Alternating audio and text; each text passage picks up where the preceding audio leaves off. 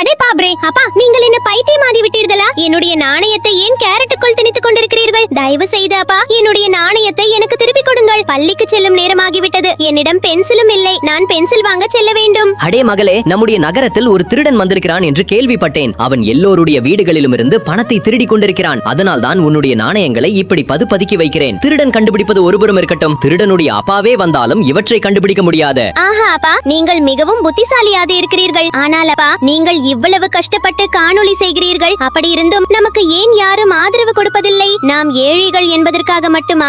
இல்லை மகளே, அப்படியெல்லாம் இல்லை. நல்ல குழந்தைகள் கண்டிப்பாக காணொளிக்கு விருப்பம் தெரிவித்து சேனலை பின்தொடர்வார்கள். ஆனால் அப்பா, இந்த குழந்தைகளுக்கு இதெல்லாம் செய்ய தெரியுமா? குழந்தைகள் மிகவும் புத்திசாலிகளும் நல்ல மனம் கொண்டவர்களும். நம்மை போன்ற உழைக்கும் மக்களுக்கு அவர்கள் ஆதரவு கொடுக்கிறார்கள். நீ பார்ப்பாய், நல்ல மற்றும் புத்திசாலியான குழந்தைகள் கண்டிப்பாக நம்முடைய காணொளிக்கு விருப்பம் தெரிவித்து சேனலை பின்தொடர்ந்து தங்களுடைய அன்பான அம்மா நீண்ட ஆயுளுடன் வாழ வேண்டும் என்ற கருத்துகளில் ஒரு சிவப்பு இதயத்தை பதிவிடுவார்கள்.